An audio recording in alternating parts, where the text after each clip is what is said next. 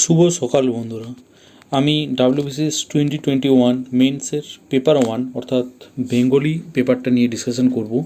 Bengali পেপারটা নিয়ে বলবার আগে আমি বলি যে আশা রাখি সবারই পরীক্ষা ভালো হয়েছে। 2020 মেন যারা নতুন এবছর প্রিপারেশন নিচ্ছ তাদেরও আশা রাখি পরের বছরের জন্য ভালোভাবে প্রিপারেশন নেবে এবং এই ভিডিওটা হেল্পফুল হবে তাদের জন্য। আমি প্রথমেই বলি যে বাংলা পেপারটা কিন্তু অন্যান্য বছরের মতনই স্ট্যান্ডার্ড এবং খুব একটা ডিফিকাল্ট লেভেল নয় বা খুব ইজিও নয়, মানে moderate level, easy to moderate আমরা বলতে পারি কোশ্চেনটা। মানে খুব একটা আগের বছরের মতনই বা অন্যান্য ট্র্যাডিশনটাকে মেনটেন করেছে বাংলা, তো বলতে পারি কোশ্চেনটা ইজি টু মডারেট। সো এরপরে আমি প্রত্যেকটা paper step by step discussion করবো, প্রত্যেকটা কোশ্চেন এবং কী ধরনের মার্কস বা কী ধরনের লিখলে এটা ভালো হতে পারে বা তোমাদের আরও সাজেশন আমাকে কমেন্টে জানাতে পারো। এইভাবে আমরা মনে হয় আমার ডিসকাশনটা করলে ভালো হবে ভিডিওটা। সো আমি এইভাবে ডিসকাশন করবো ভিডিওটাকে। প্রথমেই আমি বলছি 1 নম্বর কোশ্চেনটা। 1 নম্বর কোশ্চেনটাতে বলা হয়েছে যে নিম্নলিখিত যে কোনো একটি বিষয় সম্পর্কে আপনার অভিমত কোনো বাংলা দৈনিক পত্রিকার সম্পাদকের কাছে অনধিক 150 শব্দের মধ্যে পত্রাকারে বিবৃতি করুন। নাম ঠিকানার পরিবর্তে XYZ। আমরা জানি এই ধরনের যে পত্র লেখনগুলো হয়, মানে এগুলোকে এডিটোরিয়াল লেটার, তো প্রতিবেদন, তো এগুলো কিন্তু জেনারেল ফর্মে লিখলে হয় না। যেমন মানে আমাদের প্রতিবেদনের ক্ষেত্রে আমরা একটা যে সম্পাদক হয় তাকে অ্যাড্রেস করে চিঠিটা লিখতে হয়। এক্ষেত্রে অনেকে বলে যে সাবজেক্ট দিতে না বা দিতে বলে, অনেকে বলে এটা এটা কিন্তু তেমন একটা ডিফার করে না আমার মনে হয়। আমি বা যতজন টপারের সাথে বা যারা পাস করেছে বা আমার যেটা অভিমত সেটা নিয়ে আমি দেখেছি যে এখানে কিন্তু তেমন একটা ম্যাটার করে না সাবজেক্ট লেখা নিয়ে। তো সাবজেক্ট লিখলেও কোনো ক্ষতি নেই, না লিখলেও কোনো ক্ষতি নেই।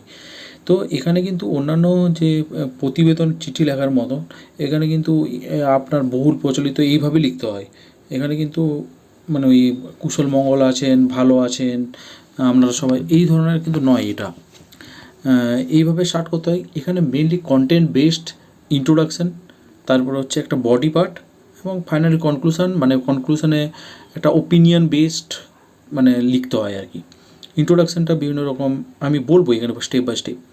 তো এইভাবে লিখতে হয়। এটা কিন্তু প্রতিবেদন, এটা এডিটোরিয়াল লেটার বা এডিটোরিয়াল রিপোর্ট দুটোর ক্ষেত্রে কিন্তু নাম্বার ভালো হয় জেনারেল লেটারের ক্ষেত্রে। তো এটা এসে এটা আমাদের কাছে একটা পজিটিভ জিনিস। এখানে যে তিনটে বলেছে অতিমারি ও কুসংস্কার, ধর্ম ও ধর্মান্ধতা, শিক্ষা ও মাতৃভাষার গুরুত্ব, এই তিনটে টপিকের মধ্যে আমরা যদি দেখি এই দুটো টপিক, তিনটে টপিকে অ্যাকচুয়ালি তার চেয়েও বেশি দুটো টপিক কিন্তু আমরা মাধ্যমিক লেভেলে খুব কমন পেতাম। অতিমারি ও কুসংস্কার, বিজ্ঞান ও কুসংস্কার, ধর্ম ও ধর্মান্ধতা, আর শিক্ষায় মাতৃভাষার গুরুত্ব। এটা কিন্তু অতটা আসতো না, কিন্তু আসতো, একদম আনকমন কোশ্চেন নয় কিন্তু। সো অতিমারি ও কুসংস্কার এটার ক্ষেত্রেও লিখতে গেলে কিন্তু বাচ্চাদের মতো লিখলে হবে না। আবার ধর্ম ও ধর্মান্ধতাকেও কিন্তু বাচ্চাদের মতো লিখলে হবে না। ধর্মান্ধতা বলতে গেলে কিন্তু ইন্ট্রোডাকশানে ধর্মের ব্যাপারটা কী আছে, কনস্টিটিউশনে কী আছে, বা হিস্ট্রিক্যাল ব্যাকগ্রাউন্ডে কী ছিল, বা সোসিওলজিতে পার্ট থেকে ভেবে ইন্ট্রোডাকশান লিখতে হবে। দিয়ে ধর্মান্ধতা বাস্তব কী, কেন ধর্মান্ধতা আসে, কজিস, তার এফেক্ট, এগুলো নিয়ে দিয়ে লাস্টে একটা কনক্লুশন লিখতে। আবার এই যে শিক্ষায় মাতৃভাষার গুরুত্ব, এই কোশ্চেনটা লিখতে গেলে কিন্তু প্রথমে ইন্ট্রোডাকশানে দিতে হবে। ইন্ট্রোডাকশানে মানে কতগুলো অফিসিয়াল ল্যাঙ্গুয়েজ আছে ইন্ডিয়াতে, শুধু অফিসিয়াল ল্যাঙ্গুয়েজেই নয় আমাদের ইন্ডিয়াতে, গোটা ভারতবর্ষে অনেক ধরনের ল্যাঙ্গুয়েজ আছে বা ডাইরেক্ট আছে, এগুলো সম্পর্কে একটু লিখতে হবে। এবং ইন্ট্রোডাকশান এগুলো আর্টিকেল 29 এবং যে আর্টিকেল যে কথাগুলো বলা আছে মাইনরিটি, মানে 29 বা 30 নাম্বার আর্টিকেলে যে ল্যাঙ্গুয়েজিস্টিক মাইনরিটিদের কী কী করা হয় সেই কথা বলতে হবে। আবার যে গান্ধীজি বা মাতৃভাষা শিক্ষার উপর যে মানে একটা ইম্প্যাক্ট ছিল, দেখবে গান্ধীজি কিন্তু অনেকবার বলেছেন, সেটাও লেখা যেতে পারে। এইভাবে কিন্তু ইন্ট্রোডাকশানটাকে একটা গুছিয়ে লিখতে হবে। তারপরে এখানে কি এই যে শিক্ষায় মাতৃভাষা পড়লে কী লাভ আছে কি, বা তার কনসিকুয়েন্সেস কী আছে বা নেগেটিভ কী আছে, এগুলো কিন্তু প্রথমে লিখতে হবে। যেমন মানে পজিটিভ কী আছে তার মধ্যে যদি বলি, শিক্ষার রেট বাড়বে, বুঝতে সুবিধা হবে, বাচ্চাদের মধ্যে একটা আন্ডারস্ট্যান্ডিং মানে সাবজেক্টের প্রতি ভালোবাসা তৈরি হতে হেল্প করবে। সবচেয়ে বড় কথা, বিভিন্ন রিপোর্টে বলা হয়েছে যে ব্রেন ডেভেলপমেন্ট হতে কিন্তু মাতৃভাষা শিক্ষার গুরুত্ব সবচেয়ে বড় ব্যাপার, আর মাতৃভাষার প্রতি একটা ভালোবাসা জন্মাতে হেল্প করে। এই ধরনের কিছু পজিটিভ পয়েন্ট আমরা দিতে পারি। আবার নেগেটিভও আমরা কিছু আসে, শুধু মাতৃভাষার উপরে বললে অন্য ভাষার প্রতি একটা মানে একটা নেগেটিভ ইম্প্যাক্ট আসতে পারে, বা অপটিমাম গ্রোথ হয় না অনেক সময়।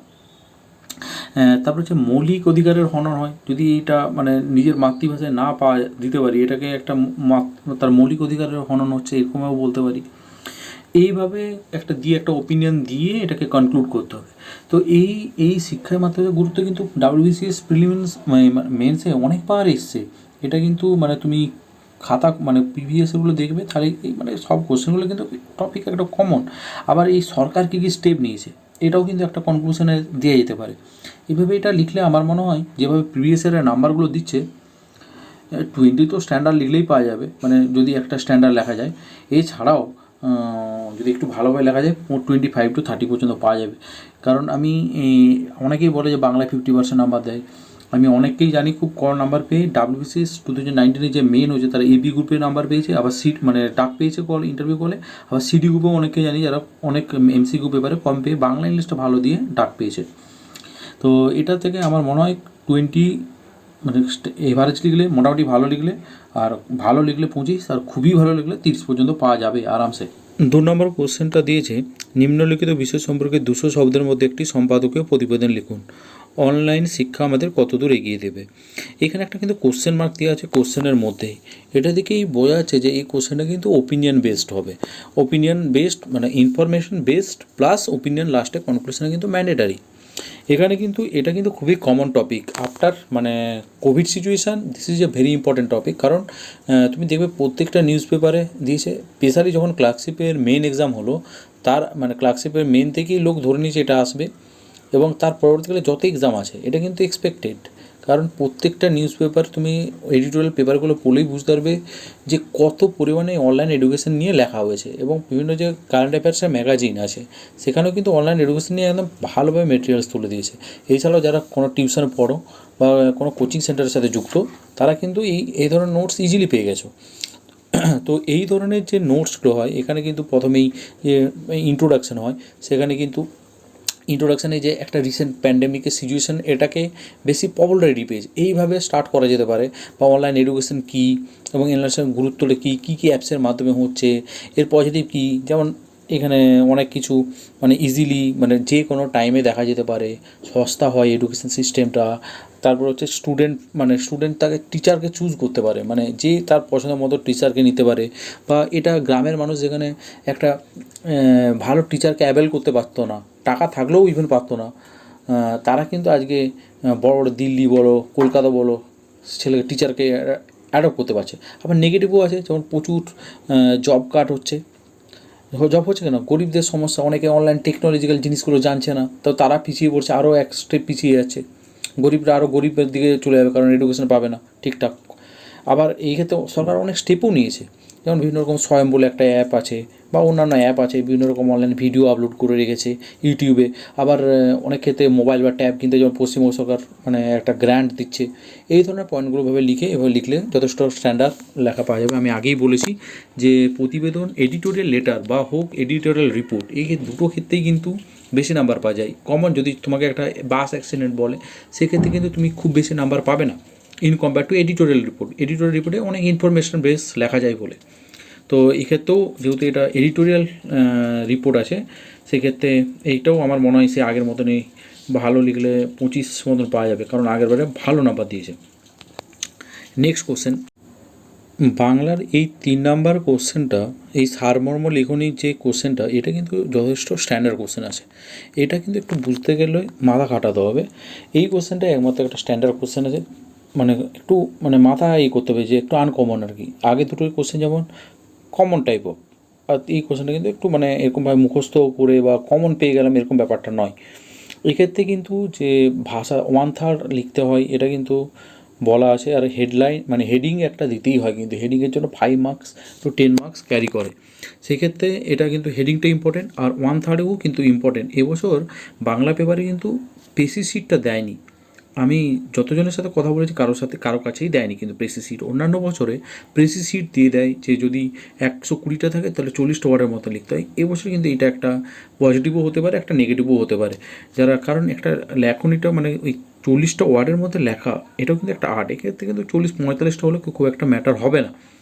আমার মনে হয় এখানে যেহেতু সারমর্ম বলেছে, এখানে কিন্তু এই যে বাবু, যে বাবুর একটা যে বর্তমানে যে বাবু বলা হচ্ছে, আগেকার দিনে যে বাবু হতো বা বর্তমানে যে বাবু, সেই বর্তমান বাবুকে কিন্তু একটা নেগেটিভলি তুলে ধরেছেন মানে লেখক। এখানে যে তার মধ্যে একটা সুন্দর ছন্দ দিয়ে কথা বলতে পারবে, একটা সুপটু কথা বলার আর কি।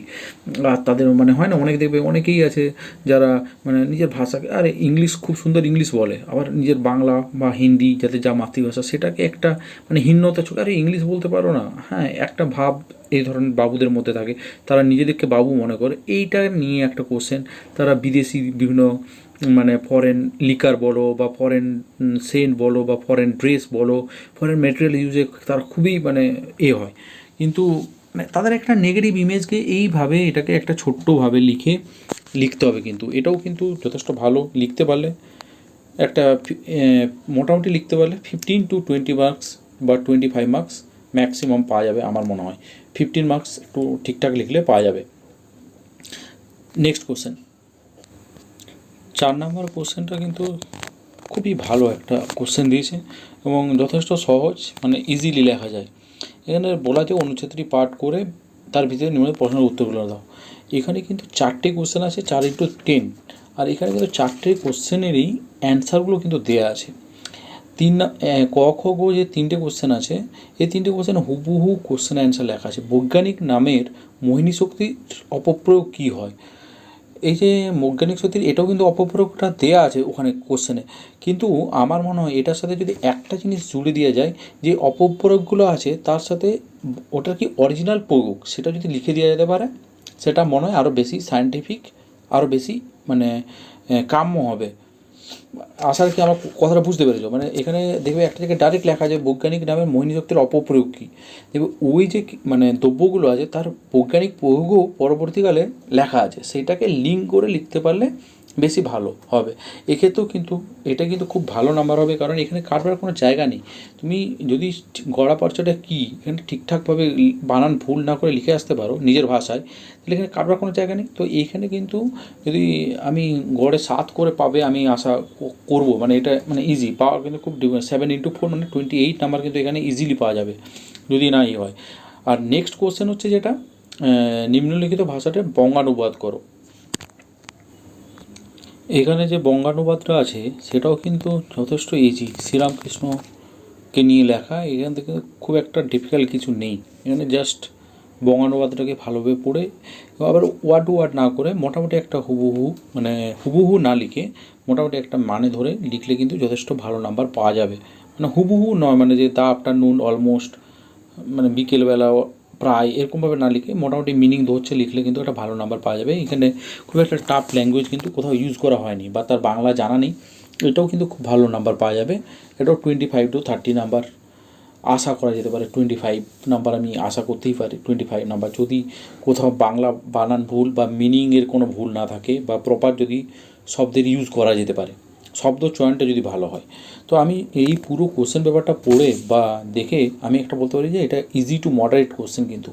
আর এখানে আমি যদি মানে নাম্বার কত এভারেজ যদি কেউ লিখে, এভারেজ মানে এভারেজ ভালো আর কি, যদি কেউ লেখে মানে এভারেজ মানে খারাপ লিখে দিয়েছে বা ভালো লাগে না এরকম নয়, এভারেজ ভালো, তাহলে কিন্তু এখানে কিন্তু প্রথম কোশ্চেনটাই যেটা প্রথমে চিঠি লেখার কথা বলা হয়েছে, প্রতিবেদন চিঠি, এডিটোরিয়াল লেটার, সেক্ষেত্রে কিন্তু আমি যদি 20 মার্কসই ধরি, 50% মার্কস ধরি, 20 মার্কস। আর তারপরটাও যদি আমি 20 to 22 ধরি, অনলাইন শিক্ষা খুবই কমন কোশ্চেন, 22 আমি ধরতেই পারি, 22 ধরলাম, তাহলে 42, তারপরেরটা আমি 15 মার্কস ধরলাম সারমর্মতে, তাহলে আমার নাম্বার হয়ে গেল 42 + 15 57। আর অনুচ্ছেদে পার্টে যে কম্পোজিশনটা ছিল সেখানে কিন্তু আমি কম করে 24 পাবো। 26 করে, যদি 6 না 7 করে আমি ধরবো, 8 করে ধরলে আমার হচ্ছে 70 প্লাস হচ্ছে 85। আর লাস্টেরটাই কিন্তু আমি এটাও 20 to 25 ধরতে পারি। তো 110 কিন্তু ইজিলি পাওয়া যায় এভারেজ ভালো লিখলে, আর খুব মোটামুটি ভালো লিখলে 130, আর 140-50 পর্যন্ত খুব ভালো লিখলে পাওয়া যাবে কিন্তু এই কোশ্চেনটা। থ্যাংক ইউ, ভালোভাবে থাকো আর এইভাবে যারা নতুন প্রিপারেশন নিচ্ছ তারা এই ভিডিওটা দেখে প্রিভিয়াস কোশ্চেনগুলোকে একটু কালেক্ট করে একটু প্র্যাকটিস করো, দেখবে এগুলোর মধ্যে কমন আসবে কোশ্চেন। এবারে